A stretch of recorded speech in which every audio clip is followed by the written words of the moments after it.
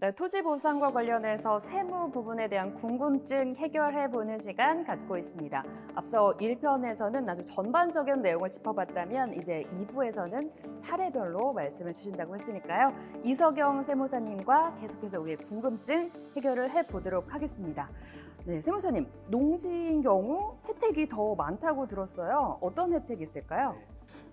농사를 지은 땅을 파는 경우 양도소득세가 100% 감면이 됩니다. 그리고 축사, 농지도 마찬가지로 양도세가 100% 감면이 됩니다. 네.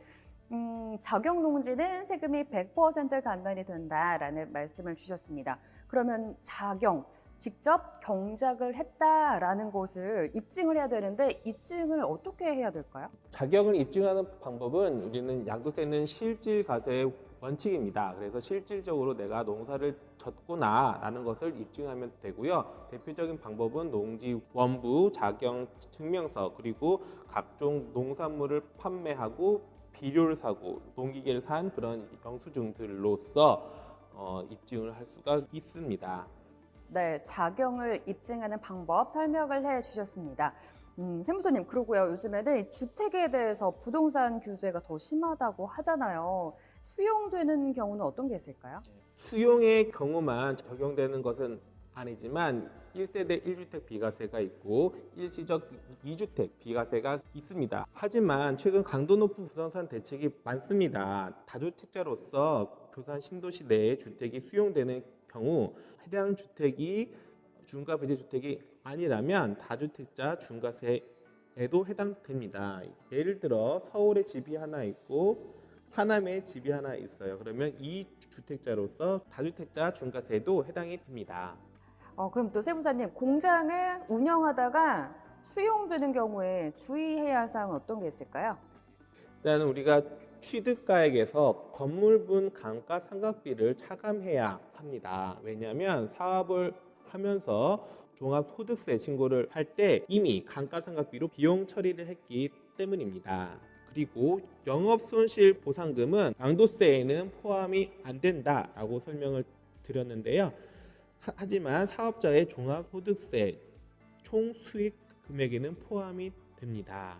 네, 여러 가지 감면에 대해서 알려주셨는데 여기서 하나만 적용할 수 있나요? 예를 들어 수용되는 한 필지의 토지가 일부는 농지고 일부는 건물 부수 토지라면 농지에 대해서는 농지 자경 감면을 적용받을 수 있고요. 또 건물 부수 토지에 대해서는 공익 수용 감면을 적용받을 수가 있습니다. 그리고 토지와 주거용 건물을 합쳐서 주택이라고 합니다. 넓은 필지의 토지 전체를 주택으로 보진 않습니다. 도시 지역은 건물 정착 면적의 5배를 주택 부수 토지로 봅니다. 1세대 1주택인 경우 비과세를 받을 수 있고요.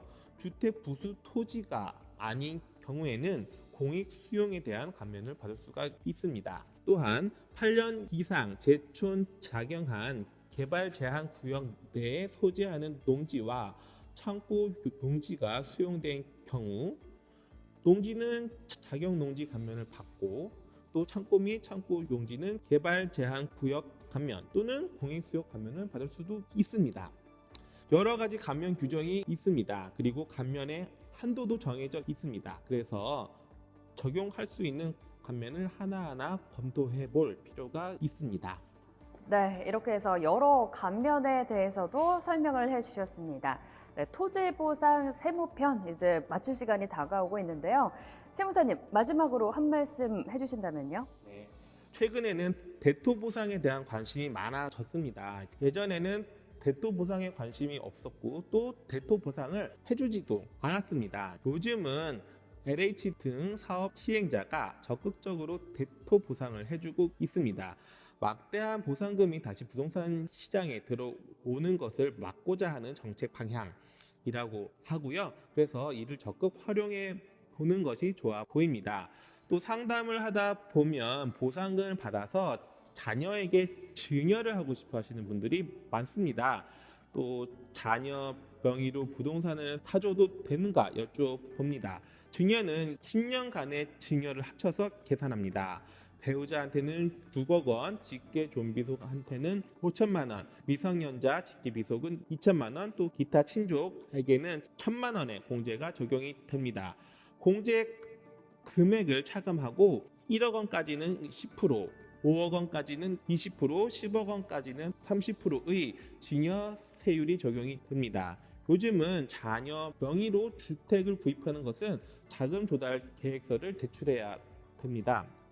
보상금이 많이 풀렸습니다. 과세관청이 보상자들을 지켜보고 있고요. 적법하게 증여 신고를 하면 좋겠습니다. 어려운 이야기 잘 들어주셔서 감사합니다. 네, 하남 도시공사가 준비한 토지보상 세무편 1, 2편 저희가 준비한 소식은 여기까지입니다. 다음 시간에 좀 더 알찬 정보 가지고 다시 찾아오도록 하겠습니다. 네, 이성영 세무사님 오늘 수고 많으셨고요. 함께 인사드릴까요? 네. 네, 시청해주신 여러분 감사합니다.